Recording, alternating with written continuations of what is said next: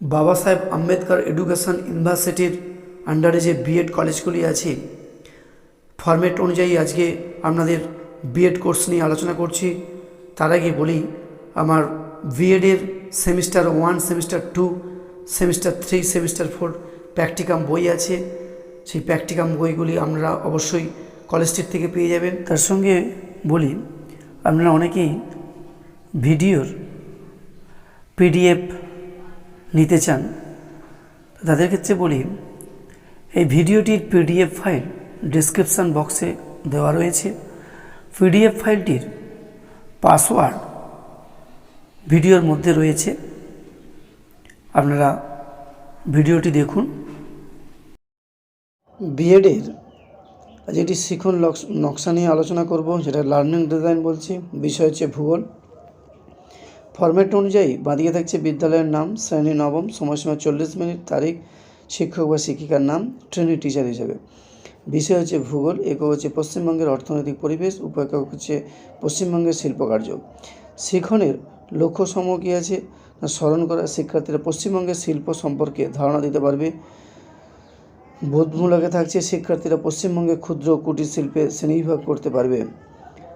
প্রয়োগের মধ্যে আছে শিক্ষার্থীরা গুড় শিল্পের সামগ্রীগুলির নাম উল্লেখ করতে পারবে। 4 নম্বর বিশ্লেষণে পর্যটন শিল্পের উন্নতির কারণ বিশ্লেষণ করতে পারবে। মূল্যায়ন করার মধ্যে শিক্ষার্থীরা মানব জীবনে শিল্পকর্মের গুরুত্ব নির্ধারণ করতে পারবে। সৃজন করার মধ্যে শিক্ষার্থীরা তোমরা পশ্চিমবঙ্গের ম্যাপের একটি চিত্র অঙ্কন করে প্রধান প্রধান কৃষি অঞ্চল চিহ্নিত করতে পারবে। শিক্ষার্থীদের বিশ্লেষণ ও প্রাসঙ্গিকতা কী আছে, এখানে কয়েকটি প্রশ্ন থাকবে। যেমন বলতো, জলের যোগান শিল্প উন্নতির প্রাকৃতিক না অর্থনৈতিক কারণ। শিখন সহায়ক উপকরণের নির্বাচন ও প্রস্তুতি কী আছে না, পাঠ্যপুস্তক থাকছে এখানে। তারপরে হচ্ছে শিখন উপকরণ চক, সাধারণ হচ্ছে চক, ডাস্টার, কৃষ্ণফলক। পাঠ্য বই বিশেষ উপকরণ হিসেবে পশ্চিমবঙ্গের ম্যাপ। শিখন কৌশল কী আছে, বাঁদিকে আছে শিখন ক্ষেত্র, ডান দিকে আছে প্রাসঙ্গিক কৌশল। শিখন ক্ষেত্রের মধ্যে থাকছে লৌহ ইস্পাত শিল্পের উন্নতির কারণ। ডান দিকে কীভাবে পড়াবেন সেটা লিখতে হবে, যেমন আলোচনা পদ্ধতির মাধ্যমে। তুলো শিল্পের সমস্যা, এটা কীভাবে পড়াবেন সেটা লিখতে হবে।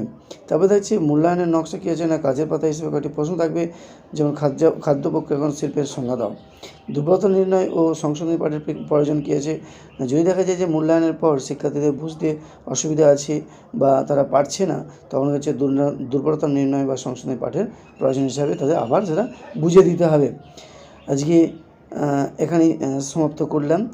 তো সমাপ্ত করার সঙ্গে সঙ্গে আরেকটা কথা বলে রাখি, আপনাদের কলেজের শিক্ষক মহাশয় বা শিক্ষা মহাশয় যেভাবে এই প্র্যাকটিকামটি করাবেন সেভাবে কিন্তু আমরা কাজটা করবেন। আমার প্র্যাকটিকামটা হয়তো আমাদের সহযোগিতা হিসেবে সাহায্য করবে। আজকে এখানেই সমাপ্ত করলাম।